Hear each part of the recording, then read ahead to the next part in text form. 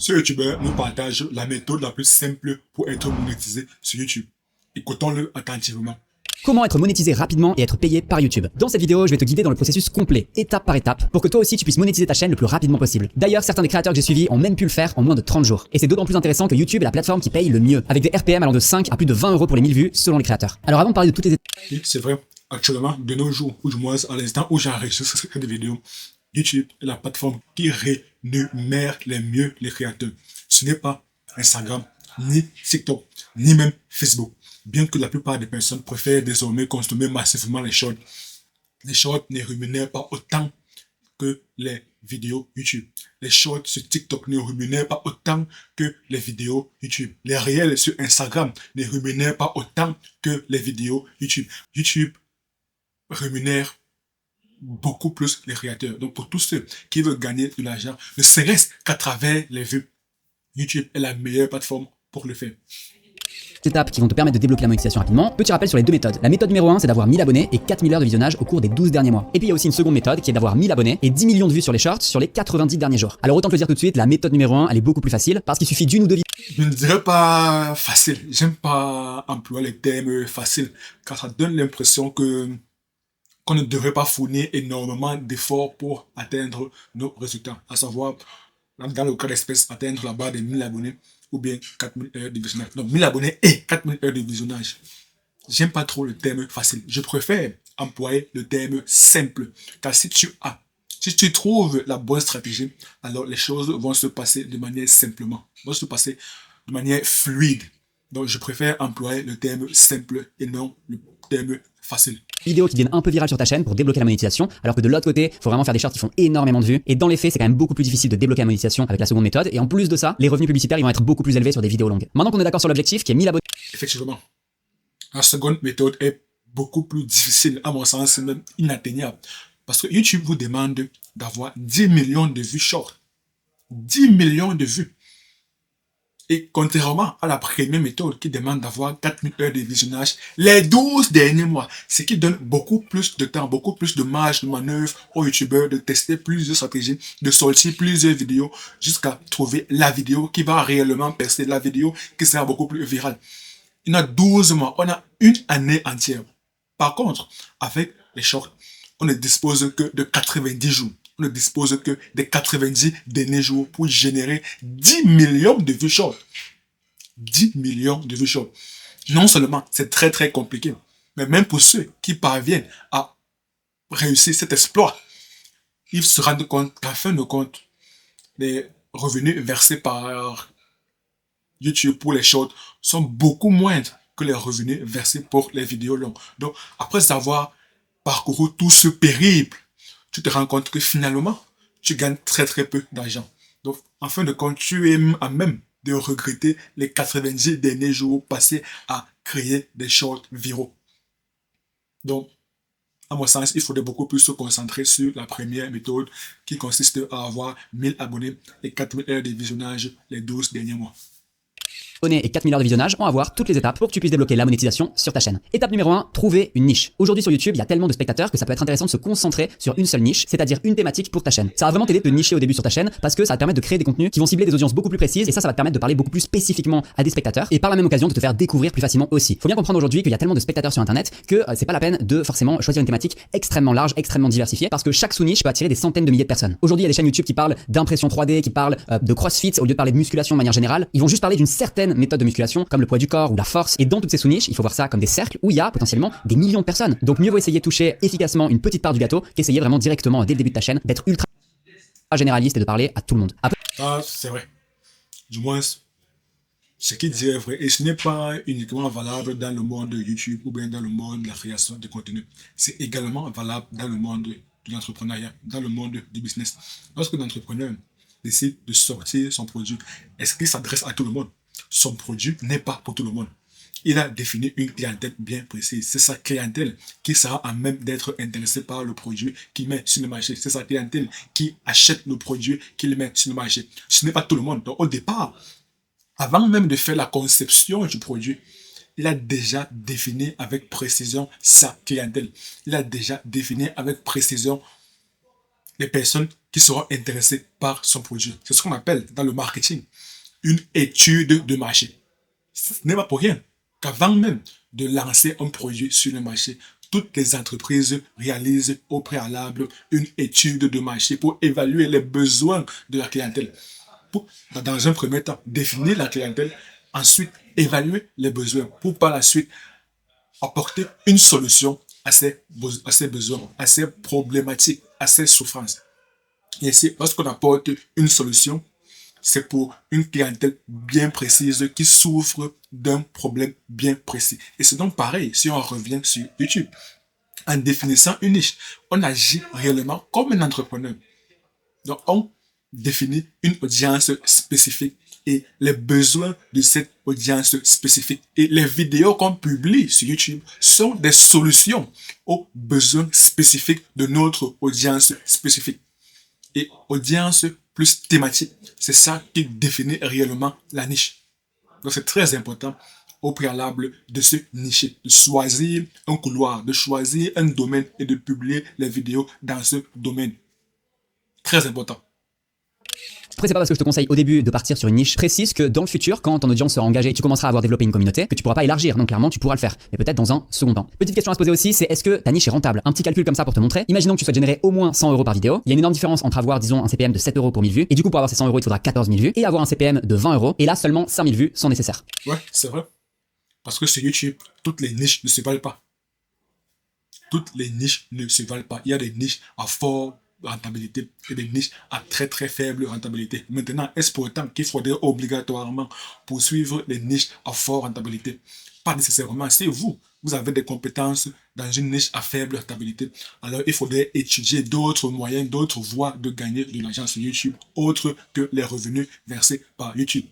Il n'y a pas seulement la monétisation qui permet de gagner des sommes intéressantes sur YouTube. Bien que YouTube soit la plateforme qui rémunère au mieux les créateurs de contenu, la monétisation YouTube n'est pas le meilleur moyen de gagner de l'argent pour les YouTubeurs. Du moins pour les top YouTubeurs. Les top YouTubeurs essayent de trouver d'autres sources de monétisation beaucoup plus intéressantes, beaucoup plus rentables même que la monétisation YouTube. Donc ça aussi, il faudrait faire ce calcul au préalable. Il faudrait, pas ce calcul, mais au moins, il faudrait garder à l'esprit que toutes les niches ne se valent pas.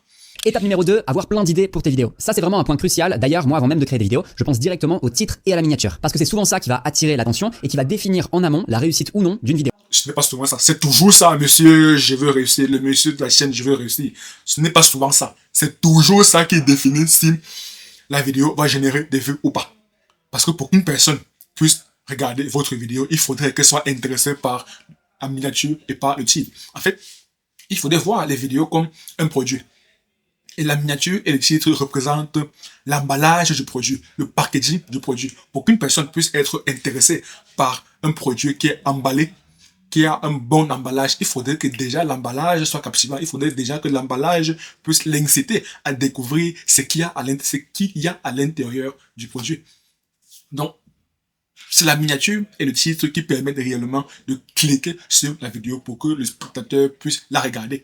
Ce que je te conseille de faire, c'est de faire un tour sur YouTube, voir plein de vidéos dans ta thématique, dans la niche dans laquelle tu veux te lancer, et de prendre des notes de plein d'idées que tu pourrais avoir. Et les idées amènent les idées. Donc dès que tu vas commencer à prendre des notes, dès que tu vas commencer à faire une liste, tu vas voir que de plus en plus rapidement, elle va s'agrandir à une vitesse folle, alors que peut-être les premières idées, quand tu as une page blanche, c'est pas facile au début d'avoir sa première, deuxième, troisième idée, mais ensuite tu vas voir que ça va couler de source, et ça va te permettre de ne jamais manquer d'inspiration et de pouvoir créer plein de vidéos sur ta chaîne. Ce petit travail de recherche d'idées, ça va aussi te permettre de surfer sur les tendances, de voir ce que c'est en ce moment, est-ce qu'il y a des actualités dans ta thématique, et puis aussi de voir ce qui fonctionne bien dans ta niche. Ok, c'est le fil du montage, et j'ai découvert un outil pour générer des idées de vidéos pour ta chaîne en s'inspirant des vidéos virales qui sont en train de fonctionner aujourd'hui dans ta thématique. C'est un outil que tu peux utiliser complètement gratuitement et qui a été créé par le même créateur que TubeBuddy. Alors je vais te montrer très rapidement comment l'utiliser. Tu vas sur cette page Creative Fuel que je mettrai dans la description et tu cliques sur ce gros bouton pour t'inscrire. Et ce que tu vas faire, c'est que tu vas tout simplement rentrer le lien URL de ta chaîne, tu le copies-colles, et en appuyant sur Build Profile, ce que ça va faire, c'est que ça va utiliser l'intelligence artificielle pour comprendre quelle est ta chaîne, ta thématique, ton audience. Tu vois, il a compris que sur ma chaîne, je parlais beaucoup de YouTube, d'audience, d'algorithmes. Il a déjà présélectionné des niches, des topics, mais tu peux en ajouter de nouveau si tu trouves qu'il manque des choses. Et ça va aussi te proposer des chaînes qui ont une thématique similaire, voire même peut-être des concurrents. Quand c'est fait, t'appuies sur Finish et ensuite on va pouvoir générer des idées. Alors juste avant, je te conseille d'aller dans Profil ici. Sur cette page, tu peux voir toutes les données que l'IA a sorties, par exemple pour la démographie, tu vois, qui disent que c'est une audience qui a entre 18 et 34 ans, qui veulent devenir youtubeurs. Même si c'est en anglais, ça c'est pas du tout grave, hein, parce que ce qui nous intéresse, c'est d'avoir les idées en français. Et pour ce faire sur cette page, il faut que tu ailles en bas ici dans paramètres, tu changes le langage, tu vas ici et tu vas mettre français. Et comme ça, à partir de maintenant, toutes les idées qu'on va générer seront en français. Alors moi, je me suis amusé un peu, hein, j'ai pas pris que ma chaîne, j'ai pris différentes niches pour vraiment tester l'outil et voir ce que ça pouvait donner. Et ce que je te propose, c'est de tester ensemble sur la thématique de la productivité. Ce qu'on peut faire juste avant de générer les idées, c'est de faire un petit tour sur cet onglet inspiration. Du coup, on va pouvoir voir la chaîne de tous tes concurrents, même si sur YouTube c'est pas forcément des concurrents, mais tu vois qu'il y en a pas mal. Il y en a certains qui sont d'ailleurs sur le marché anglophone et d'autres que j'ai déjà un petit peu rajouté. Tu peux rajouter une chaîne juste en appuyant ici. On va mettre par exemple Théo. T'es pas obligé, tu vois, de tout le temps mettre l'URL. Tu peux juste rechercher comme ça. Voilà, on l'a ajouté et maintenant on va pouvoir aller dans idées. On va cliquer sur ce bouton pour générer et on va aller dans reimagine. Alors juste une petite info, si t'es pas super à l'aise avec l'anglais, à tout moment tu peux faire clic droit sur ton navigateur et cliquer sur traduire en français. Et là tu vois que ça a traduit. Maintenant c'est réinventer par exemple. On va appuyer sur choisir. On arrive sur cette page et on rentre dans la partie super intéressante de l'outil parce que en fait on a un multiplicateur. Ce multiplicateur il montre que en passant la souris dessus que cette vidéo a obtenu des résultats 3,2 fois supérieurs à la moyenne des vidéos de la chaîne. Parce que ce qui est intéressant, c'est pas juste de voir le nombre de vues, parce que le nombre de vues, bon voilà, si t'es Squeezie, de toute manière, il va y avoir des millions de vues, mais c'est de voir le nombre de vues par rapport à la moyenne de la chaîne, et ça permet de faire ressortir les bangers, les vidéos qui marchent super bien en ce moment. Tu vois que là, on l'a juste fait sur les 30 derniers jours, mais je pourrais aller sur les 90 derniers jours, et tu vas pouvoir voir d'un coup d'œil toutes les vidéos qui sont en train de super bien fonctionner pour tes concurrents, et ça, même si c'est des petites chaînes, par exemple, une chaîne qui a juste 1000 abonnés, mais qui a fait 10 000 vues sur une vidéo, bah forcément, ça veut dire que c'est une vidéo avec un concept viral. Et ça s'arrête pas là, parce que, imaginons que cette vidéo de ce youtubeur que je connais pas du tout, c'est l'IA qui m'a proposé pour la chaîne de productivité. Le titre est en anglais, on voit que la vidéo fonctionne vraiment super bien, on peut juste cliquer dessus. C'est une vidéo de productivité pour les étudiants, tu vois, apprends à étudier avant qu'il soit trop tard. Tu peux appuyer sur générer des idées pour ta chaîne. Donc là, ça dit que ça génère les bangers. Et voilà, là, ça te sort des idées avec un score. Tu peux passer la souris dessus pour avoir un peu plus d'infos. Donc on a par exemple découvrir des astuces de gestion du temps qui changent la donne, apprenez à être vraiment productif avant qu'il ne soit trop tard. Donc là, tu vois, before it's too late et avant qu'il ne soit trop tard, il reprend un peu ce concept parce que c'est probablement un concept un petit peu psychologique dans le titre qui fait que avant qu'il soit trop tard, t'as envie de cliquer et ça a bien fonctionné pour lui. Donc ça peut fonctionner aussi pour ta chaîne, notamment encore plus si t'es vraiment dans cette niche de la productivité. Quand t'as des idées que t'aimes bien, imaginons qu'on aime bien celle-là,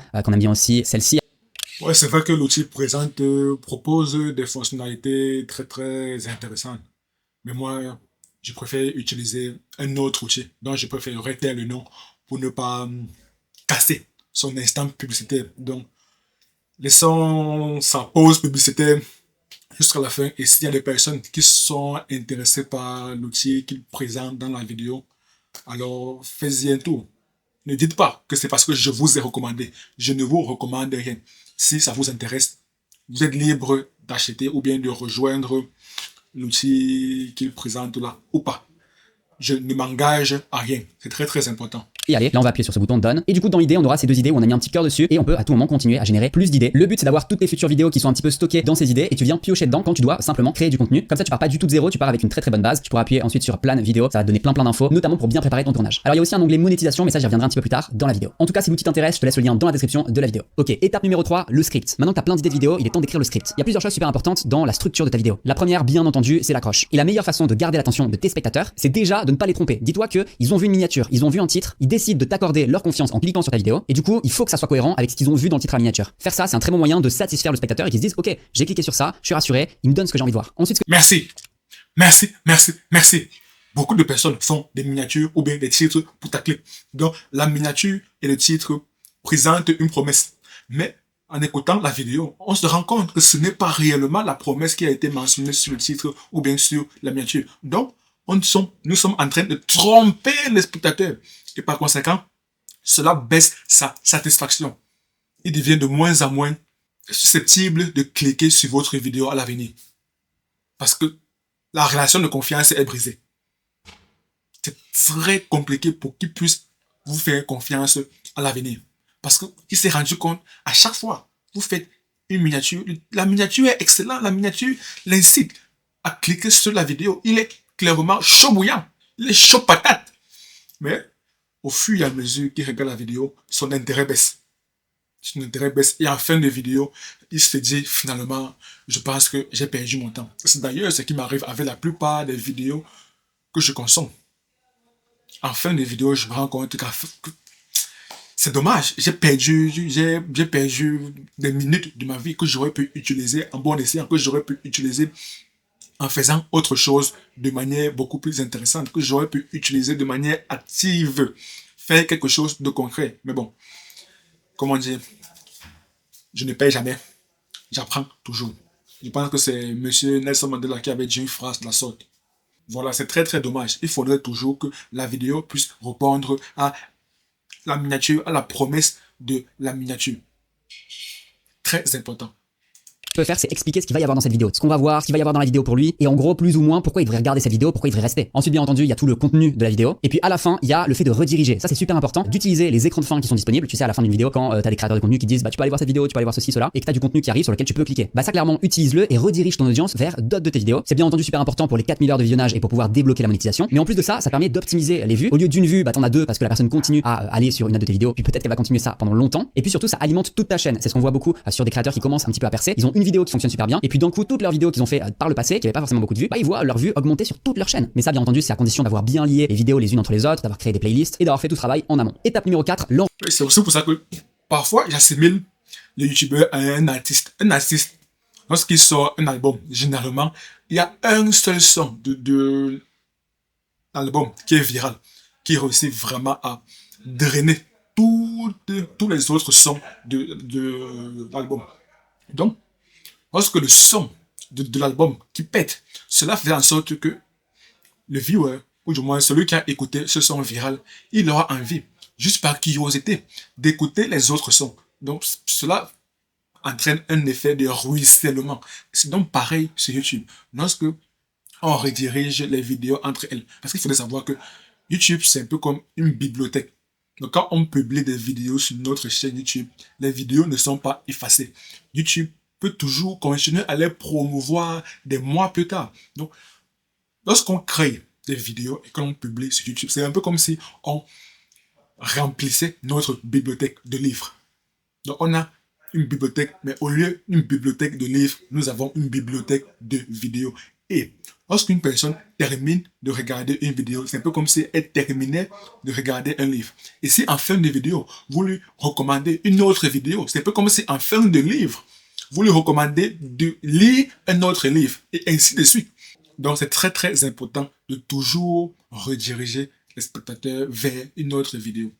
Enregistrement. Alors, le meilleur conseil que je peux te donner pour l'enregistrement, c'est d'être à l'aise pendant que tu t'enregistres. Je sais que c'est pas facile, et notamment si tu as une chaîne que tu débutes, qui est pas encore monétisée, bah forcément, t'es peut-être pas super bon devant la caméra. Et donc, du coup, moi, je te conseille de te mettre à l'aise, d'être dans un espace où, si t'es à l'aise seul, de peut-être dire aux personnes qui vivent avec toi d'avoir un petit moment seul, ou alors toi-même, tu t'isoles dans une pièce où tu vas être bien. Je sais que c'est pas facile, et notamment au début, d'être avec d'autres personnes parce que forcément, t'as un peu l'impression qu'ils écoutent ce que tu dis.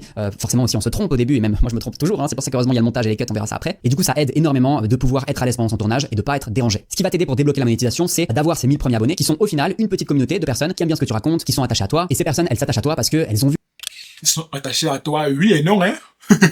Réellement, oui et non. Prenons par exemple un youtubeur qui reposte les shorts de TikTok. Il peut obtenir rapidement 1000 abonnés en seulement deux semaines. Est-ce que les 1000 abonnés sont réellement attachés au youtubeur? Non. Tout ce que le youtubeur a fait, il a téléchargé les shorts de TikTok. Il les a republiés sur YouTube. C'est tout. C'est tout. Donc, dire que lorsqu'on obtient les 1000 abonnés, on a déjà une petite communauté, ce n'est pas toujours le cas. Ce n'est réellement pas toujours le cas. Vu ta personnalité dans tes vidéos, elles ont bien aimé ce que tu racontes, le fond, la forme, et du coup pour qu'elles puissent s'attacher à toi, forcément dans le tournage, dans l'enregistrement de tes vidéos, il faut non pas juste que tu parles à l'objectif d'une caméra ou de ton téléphone, mais directement aux gens. Bien entendu ça s'apprend petit à petit, et peut-être que je te ferai une vidéo qui parlera de ça en détail, tu peux me dire en commentaire si ça t'intéresse, et si c'est le cas je t'en ferai une. Un petit tip aussi, c'est potentiellement de batcher tes vidéos, si t'es assez à l'aise en tournage et si peut-être tes vidéos elles sont pas extrêmement... Batcher, c'est tout simplement faire plusieurs vidéos d'affilée. Batcher, c'est un terme anglais pour signifier tout simplement faire, en gros, en lot. C'est ça, batcher les vidéos. Enregistrer plusieurs vidéos d'affilée. Et c'est un game changer, c'est un gain de temps énorme. longue, ça peut valoir le coup de tout faire directement ensemble, c'est-à-dire regrouper le tournage et tenter de filmer plusieurs vidéos en une seule session. Ça va te faire gagner énormément de temps. Étape numéro 5, le montage. Et le plus important dans le montage, c'est déjà de corriger toutes les erreurs, mais aussi de bien rythmer la vidéo. Ça va t'aider forcément pour les 4000 heures de visionnage. Un montage qui est bien fait, c'est un montage qu'on ne voit pas et aussi on sent pas le temps passer quand on regarde la vidéo. Ce que je te conseille de faire, c'est notamment de soigner le début, de soigner les 30 premières secondes, la première minute, là où les gens sont pas encore certains de rester sur ta vidéo. Ils ont cliqué, c'est bien, félicitations, mais il faut les garder. Donc c'est bien quand c'est rythmé, bien soigné dès le début. Quitte à un petit peu moins rythmé la fin, comme ça tu répartis aussi ton temps de montage et de toute manière les personnes qui sont déjà restées sur ta vidéo 5, 10, 15 minutes vont regarder la fin de ta vidéo sans aucun souci. Un bon moyen. Ouais. Lorsque je venais de débuter ma chaîne YouTube et lorsque je faisais moi-même le montage, j'accordais beaucoup plus de temps aux 30 premières secondes, à la première minute de la vidéo pour le montage. Donc, sur, disons, 2 heures de montage, je pourrais accorder, bien évidemment, après avoir fait tous les cuts nécessaires. Donc, disons que les cuts me prenaient à peu près 15 minutes. Je pourrais prendre 45 minutes juste pour soigner la première seconde de la vidéo parce que je sais que cette minute est très, très important. Donc, il faudrait que cela engage directement la personne qui a cliqué sur ma vidéo. Très, très important. Mais bon, après, dès que j'ai un peu plus d'argent, tout ce que j'ai fait, j'ai délégué la partie montage parce que je sais que ça prend énormément de temps. Énormément de temps. Et c'est d'ailleurs ce qui fait fuir la plupart des personnes qui ne veulent pas devenir créateurs de contenu. C'est ce qui freine beaucoup de personnes qui hésitent à se lancer sur YouTube, à créer leur chaîne YouTube. Moyen aussi de rythmer tes vidéos, c'est d'ajouter des musiques, ça peut vraiment aider. C'est pas indispensable pour toutes les vidéos, mais soit à certains moments ça vaut le coup, soit pour certaines chaînes, certains types de formats, ça peut être vraiment primordial. Et le mieux, c'est de choisir des vidéos qui sont libres de droit, comme ça t'as pas de souci de démonétisation, ça serait vraiment dommage. Je t'ai créé une vidéo pour les musiques libres de droit, je te l'ai mis ici en fiche, tu peux la regarder aussi. Et puis on va passer ensemble à la 6e étape. Ok, maintenant que ta vidéo est montée et prête à être publiée, on passe à l'optimisation de la vidéo. C'est déjà le moment où pendant ta publication, tu vois si ton titre et ta miniature matchent bien ensemble, et puis aussi clairement le moment où tu vas pouvoir optimiser, que ce soit la description, les mots-clés, notamment si ta stratégie, ça va être de référencer ta vidéo sur YouTube. Il y a plein de choses que tu peux faire, tu peux décider de chapitrer ta vidéo, notamment tu vois en mettant les temps comme ça, et puis derrière tu mets un titre. Dans la description, il y a plein de choses à faire, mais il y a aussi toute la partie sous-titrage. Moi, j'aime pas trop le fait de chapitrer les vidéos, notamment pour des vidéos qui sont courtes. Lorsque je parle de vidéos courtes, je ne parle pas des shorts, je parle des vidéos qui ont une durée de 10-15 minutes. Parce qu'en le faisant, le spectateur, il va regarder ne serait-ce qu'un seul segment de la vidéo. Donc, on diminue clairement le temps de visionnage. On diminue clairement la durée de visionnage. À mon sens, le fait de chapitrer les vidéos n'est pertinent que pour des longues vidéos, de très très longues vidéos qui ont une durée d'une heure, 1h30. De manière à ce que, bien évidemment, le spectateur ne passera pas 1h, 1h30 de sa vie à regarder une seule vidéo. Ça le refroidira de regarder 1 heure de vidéo parce qu'il évalue que son temps est très très précieux. Donc, là, le chapitrage devient intéressant. On pourrait chapitrer la vidéo en plusieurs segments de manière à ce que lorsque le spectateur tombe sur la vidéo, lorsqu'il voit les chapitres, il peut cliquer sur le chapitre qui l'intéresse. Parce que le fait de regarder une vidéo entière pendant 2 heures de temps, ça refroidit beaucoup de personnes. Moi particulièrement, personnellement, ça me refroidit. Ça me refroidit. Et lorsque je me rends compte que la vidéo n'est même pas chapitrée, qu'il n'y a même pas de chapitre, clairement, moi, je passe à autre chose. Parce que je n'ai pas 1h30 de ma vie à regarder une seule vidéo. Lorsque je vais sur YouTube, c'est parce que je veux regarder un truc précis. À moins que ce soit une thématique dont je suis allé sur YouTube pour avoir la solution. Donc, ce que je recherche vraiment, si dans ce cas bien précis, si la vidéo dure 1h30, alors j'estime que le youtubeur il a pris du temps pour expliquer les choses en profondeur. Là, ça m'intéresse. Si par contre, je vais sur YouTube juste de manière aléatoire, juste pour passer du temps, pour me distraire un peu, ou bien pour regarder des contenus réellement pas très très éducatifs, donc juste pour perdre du temps, alors lorsque je vois déjà une vidéo d'une heure, 1h30, clairement, ça me refroidit, je ne clique pas sur la vidéo. Écran de fin, tu peux ajouter des éléments, des liens, des vidéos, des playlists. Le bouton s'abonner aussi si t'as pas encore été mis abonné. Tu peux rajouter des fiches aussi. Et puis sur tes vidéos aussi. Et concernant les écrans de fin, par défaut sur YouTube, c'est 20 secondes, 25 secondes à partir de la fin de la vidéo. Mais moi, j'estime que 25 secondes, c'est énorme. Car dès qu'un spectateur s'aperçoit déjà que l'écran de fin est affiché, alors dans son esprit, la vidéo est terminée. Donc tout ce qu'on pourrait dire après, ça perd de l'intérêt. Dans son esprit, la vidéo est terminée. Et moi, dans ce que je fais, je mets l'écran de fin uniquement les 5 dernières secondes de la vidéo. De manière à ce que lorsque le spectateur se rend compte que l'écran de fin est affiché, donc pour lui, que la vidéo est terminée, au moins j'aurais grappillé 20 secondes de visionnage. 20 secondes par personne. Multiplions cela par le nombre de vues. Et multiplions cela par le nombre de vidéos qu'il y a sur ma chaîne. Voilà, vous remarquez que avec cette simple astuce, je peux grappiller énormément de visionnage. Et généralement, c'est durant ces 5 dernières secondes que je redirige le viewer vers une autre vidéo. Rapidement, en 5 secondes, je fais une redirection très très rapide, punchy directement, et je ne demande pas les abonnés. Je ne dis pas si la vidéo vous a intéressé, abonnez-vous, lâchez un pouce bleu, mettez un commentaire. Ça fait trop d'appels à l'action à la fois. Ça fait trop d'appels à l'action à la fois. Donc moi, ce que je fais en fin de vidéo, un seul appel à l'action. Ce n'est ni le fait de s'abonner, ni le fait de mettre un like, ni même le fait de commenter. Bon, parfois, je demande de commenter, mais c'est très, très souvent le fait de rediriger le spectateur vers une autre vidéo. Car j'ai fini par comprendre que le métrique, le critère que YouTube regarde le plus, c'est la durée de visionnage. Le nombre de minutes que le spectateur passe sur votre vidéo. Plus ce nombre de minutes est élevé, plus YouTube comprend que votre vidéo est en train de satisfaire une personne bien précise. Alors, ce qu'elle va faire, elle va proposer votre vidéo à des personnes similaires à ce viewer.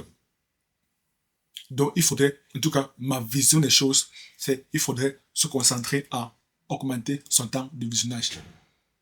Si t'as toute une partie tag. Et puis d'ailleurs, dis-moi si t'es intéressé par une vidéo spécifique où je te montre tout ce que je fais pendant la publication, les cases que je coche, que je décoche. Tu peux juste me le dire dans les commentaires, t'écris paramètres et je saurai que je dois créer une vidéo sur ça. Ok, c'est de nouveau au fil du montage. Je vais te montrer la partie monétisation de Creative Fuel. Alors comme tu sais, la majorité des youtubeurs gagnent de l'argent bien entendu avec les publicités YouTube, mais aussi avec des programmes d'affiliation et des vidéos sponsorisées. Ce qui est intéressant avec la partie monétisation, c'est que l'IA de l'outil, en ayant analysé ta chaîne, va te dire bon ok, j'ai compris que ta chaîne c'était une chaîne qui parlait de business et d'entrepreneuriat, aussi de tech et il a pris aussi développement personnel parce que le début de ma chaîne c'était ça. Il y a pas mal de vidéos sur la chaîne qui parlent de développement personnel. Donc il a vraiment fait un bon boulot à déterminer de quoi parler la chaîne. Et si j'appuie par exemple sur tech, il va me proposer des marques avec lesquelles je pourrais potentiellement travailler. Donc Sennheiser, c'est tout ce qui est audio, micro, ça pourrait bien coller. Canva, ça colle très bien parce que j'ai déjà travaillé avec eux sur la chaîne. Mais c'est pas tout parce que t'as pas que cette partie, t'as aussi le fait d'aller un peu plus en détail en cherchant par topic. Donc moi, tu vois, si je clique dessus, il reprend un petit peu les topics de ma chaîne qu'il a réussi à avoir dans les données. Je peux cliquer dessus et voir ce que ça donne. Mais aussi, ce qui me semble vraiment super intéressant, c'est d'espionner. Channel Spy, c'est un peu espion des concurrents et voir sur tous les concurrents qui sont dans l'inspiration, quels sont les liens d'affiliation qu'ils ont dans leur description, avec quelle marque ils ont fait des vidéos sponsorisées. Tu vas pouvoir voir sur tous tes concurrents actuellement sur ta thématique, avec quelle marque ils travaillent. Et ça va donner l'info pour pouvoir contacter ces marques pour faire des vidéos sponsorisées. Bon, il faut quand même avoir une petite audience parce que sinon ça va pas le faire. Mais quoique, parce que sur certaines niches, même avec une toute petite audience, les marques peuvent être vraiment intéressées si le marché est pas super grand. Et si tu débutes, t'es pas obligé non plus de faire forcément des vidéos sponsor, tu peux aussi avoir simplement un ou plusieurs programmes d'affiliation avec des liens affiliés sur ta chaîne. Et voilà, cet outil vraiment il va te permettre d'aller un petit peu espionner et quelle marque tu pourrais contacter. D'ailleurs, je suis en train de penser que dans une prochaine vidéo.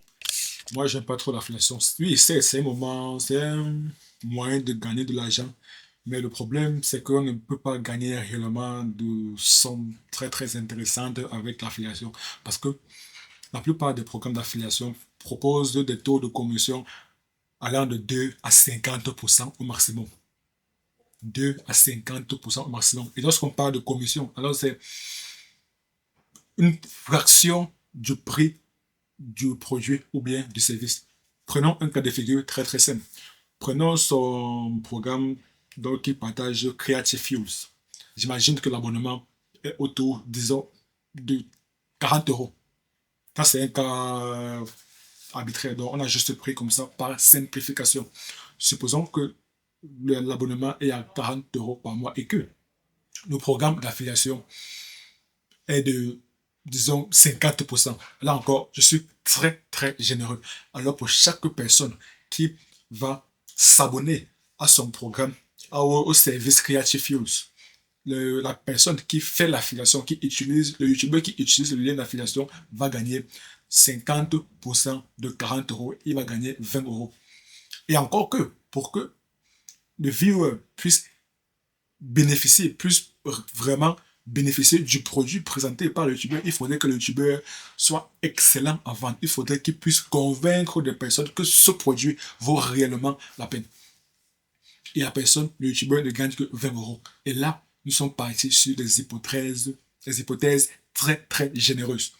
Très généreuses. 40% de l'abonnement, c'est excessif. L'abonnement peut en réalité coûter 20 euros par mois. 50% de commission, c'est également excessif. La commission peut être autour de 25-30%. Disons que c'est 30% et que le prix de l'abonnement est de 20%. Alors, le youtubeur, il va gagner combien par vente? Il va gagner autour de 6 euros, il me semble bien. 6 euros. C'est faible. C'est très faible. Donc, c'est intéressant parce que ça permet de générer des revenus passifs. Mais il ne faudrait pas réellement y accorder, du moins ça c'est ma vision des choses, il ne faudrait pas y accorder énormément d'énergie à faire de l'affiliation. Vidéo, je pourrais prendre l'une de vos chaînes. C'est d'ailleurs ce que je peux faire si ça vous intéresse. Dans les commentaires, je prendrai une ou plusieurs chaînes et je ferai un petit peu un tour de l'outil, que ce soit d'analyse de vidéos virales, de monétisation possible avec des affiliations des marques, et quelle vidéo exactement serait super intéressant pour cette chaîne en question de publier pour vraiment gagner en visibilité, en vues et en abonnés. Alors le lien vers cet outil qui me semble vraiment super intéressant pour les youtubeurs, il est dans la description, ça sera le premier lien. Tu peux t'inscrire gratuitement et en fait, tu as vraiment déjà plein de choses dans la version gratuite. Tu peux utiliser, je pense, quasiment tous les outils que... Voilà, c'est ce que je disais. Supposons que c'est 7 $1,60 par mois. Donc, en euros, on est autour de, disons, 6 euros. 6 euros l'abonnement. Et si le taux de commission est, soyons généreux, de 50%, alors pour chaque personne qui bénéficie du service d'affiliation Creative Fuels, le YouTuber gagne 3 euros. 3 euros. 3 euros. Si on veut gagner 1000 euros avec l'affiliation, avec le même service d'affiliation, imaginez le nombre de personnes qui doivent rejoindre le service. C'est des centaines de personnes. C'est beaucoup de personnes pour ne gagner ne serait-ce que 1000 euros. Donc, voilà quoi. Que je t'ai montré dans cette vidéo. Tu peux avoir quelques petites limitations. Je pense que tu peux générer des idées 3 fois par jour, pas plus, mais bon, ça peut vraiment déjà faire l'affaire. Et si après avoir testé l'outil, il t'aide et ça t'intéresse, bah t'as aussi des versions payantes qui sont vraiment raisonnables. Là, tu vois qu'on est sur $5, $7, c'est encore moins d'ailleurs en euros. Et d'ailleurs, il y a des réductions en plus si t'as une chaîne avec moins de 1000 abonnés. L'étape numéro 7, ça va être d'analyser et recommencer. Pour qu'une vidéo soit performante aux yeux de YouTube et qui décide de te la recommander à de plus en plus de gens, à une audience de plus en plus grande, bah il y a deux choses. Il y a le taux de clic et la durée de visionnage. Moi, ce que je te conseille de faire, c'est de créer des vidéos, mais aussi de regarder derrière si ça a fonctionné ou pas. Mais pas juste en termes de nombre de vues, mais aussi de regarder un petit peu plus en détail, de plonger dans déjà le taux de clic. Est-ce que ça a performé ou pas? De manière très générale, un taux de clic de 8 à 10%, c'est bien. Un taux de clic qui est en dessous de 5%, ça peut être un signal d'alerte qui montre un petit peu que le titre, la miniature, ça va pas trop, ça fait pas vraiment cliquer les gens et c'est peut-être pas super attirant. Mais c'est important aussi de voir le nombre de vues. Si t'as une vidéo qui a juste 100 vues, on va pas avoir un échantillon de personnes assez grand pour décider si le taux de clic est vraiment performant ou pas. Notamment si t'as juste 100 vues et que t'as un taux de clic de 10% par exemple, bah du coup 10% normalement c'est bien, mais là peut-être qu'il faudra avoir un taux de clic encore plus élevé. Donc les chiffres exacts c'est compliqué, notamment quand il n'y a pas assez de données, parce que là ça va être beaucoup plus difficile de juger si c'est un bon taux de clic ou pas. En tout cas moi je te donne quand même des ordres d'idées. Et puis ensuite t'as la courbe de rétention que tu peux trouver dans les données d'analyse de ta vidéo et ensuite tu vas dans cet onglet engagement et tu descends tout en bas. Tu vas voir cette courbe là qui te montre si la chute est abrupte ou pas, notamment pour les 30 premières secondes. Là tu vois que 67% des spectateurs regardaient encore la vidéo à environ 30 secondes. Clairement sur cette vidéo j'aurais pu mieux faire, comme j'aurais pu faire encore pire bien entendu. En tout cas là on voit notamment sur cette première partie que c'est quand même assez abrupt jusqu'aux 12 premières secondes. Et puis après la descente l'est un petit peu moins. C'est toujours intéressant de regarder cette courbe là et puis ensuite de vraiment regarder ta vidéo, voir pourquoi les gens auraient pu partir, ce que tu aurais pu améliorer et puis à la fois où les spectateurs quittent la vidéo, mais aussi où des fois tu as des pics qui reviennent ou peut-être les gens revisionnent ta vidéo. Ça peut être intéressant de voir ce que les gens regardent. En tout cas ça c'est plein d'infos qui sont intéressantes. Ouais, c'est exactement ce que je dis. La création de contenu, c'est à la fois un art, mais aussi une science. Pourquoi une science? Parce qu'on se base sur des données pour progresser. Et avec YouTube, notamment à travers le YouTube Analytics, on dispose d'énormément de données qui sont obtenues à travers les feedbacks de notre audience et à travers les données, les métadonnées que YouTube a enregistrées. Nous avons des données, nous avons des chiffres. Et c'est à partir des chiffres, lorsqu'on va analyser, lorsqu'on va étudier en profondeur ces chiffres, on pourra savoir ce qu'il faut modifier. On pourrait rectifier le tir. On pourrait savoir qu'est-ce qui a marché, qu'est-ce qui n'a pas marché, pourquoi ceci a marché, pourquoi cela n'a pas marché. Et ce qui a marché, lorsqu'on réussit à savoir les raisons pour lesquelles ça a marché, tout ce qu'on a fait est de capitaliser dessus. Et lorsqu'on a réussi à savoir les raisons pour lesquelles une telle vidéo n'a pas marché, alors tout ce qu'on devrait faire, c'est éviter à l'avenir de produire ce type de vidéo, ou du moins de commettre les mêmes erreurs.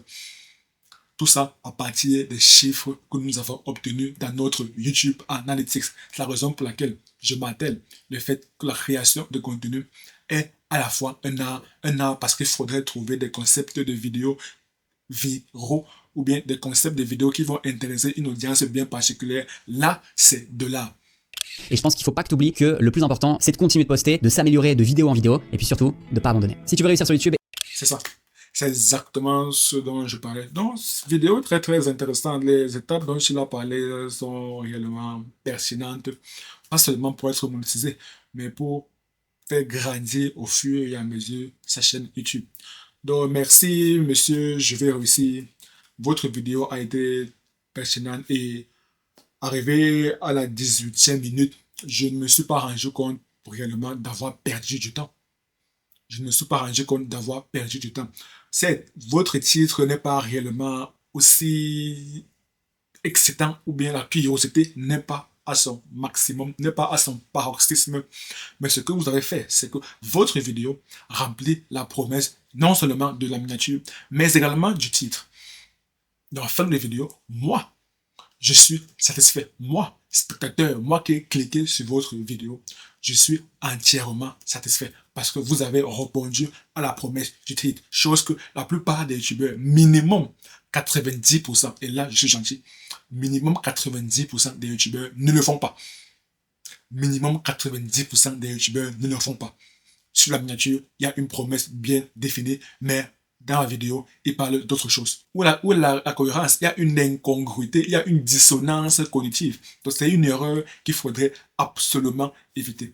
Donc merci monsieur de la chaîne Je veux réussir. Très très bonne vidéo. Et moi je vous donne rendez-vous de l'autre côté. À très bientôt.